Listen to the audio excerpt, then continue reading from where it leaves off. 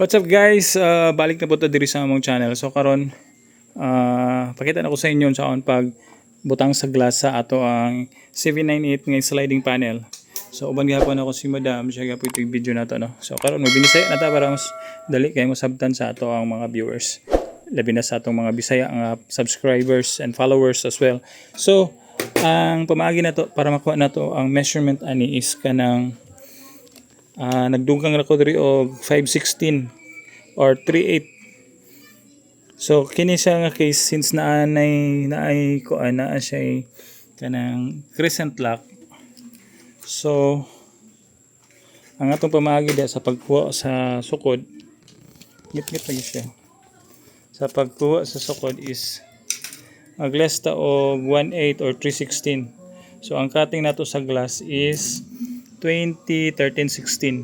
And then sa height, sa ako nang gikaingon, nag-less ta og, or kuha sa lang be, nagdugang rather og kanang, atong measurement diri is 34, 516. Bali ang atong gidugang ani, sa opening sa ato ang panel frame or sliding panel. Change na guys, medyo naghihirapan tayo. Ayan. Ay, ano, sagad. Ana, so 34, so more or less 516 ang atong gidugang sa kining height, 516 sa ibabaw ug taas. So most likely ang total measurement niya is 58.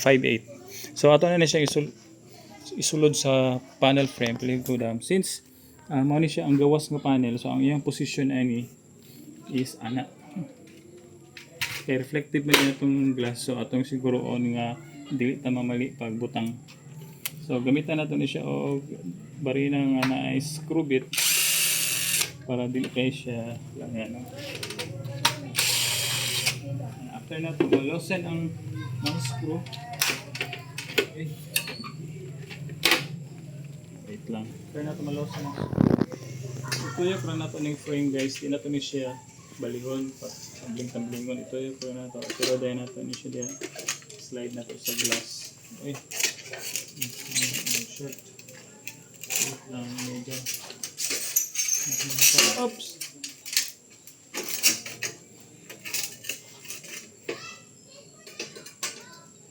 Alam mo, ang mali tayo dito.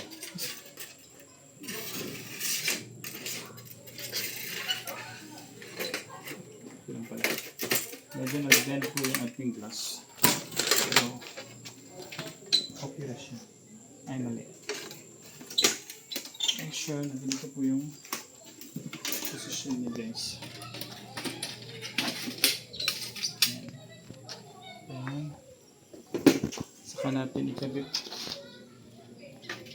yung interlocker.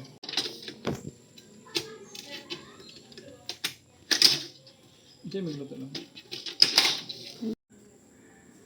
So ayan guys, na-apply na natin ng silicone yung ating sliding glass panel. So we will wait a few minutes or maybe an hour para mag-dry na siya, no. So good thing about the traditional series is kanang mas dali ang iyang application or iyang procedure sa pagbutang sa glass. So kana lang una karon ang amuhang video. Sa mga bago lang diri sa among channel, ayaw kalimot sa pag-like and share. Anya, paki-subscribe na pala nimong YouTube channel kay napa mi pangandeng nga ma-achieve na mo. Basta pala ma-achieve na mo ang 100k subscriber sana in the future, no. So like I said, salamat kayo sa inyong pagtanaw niya.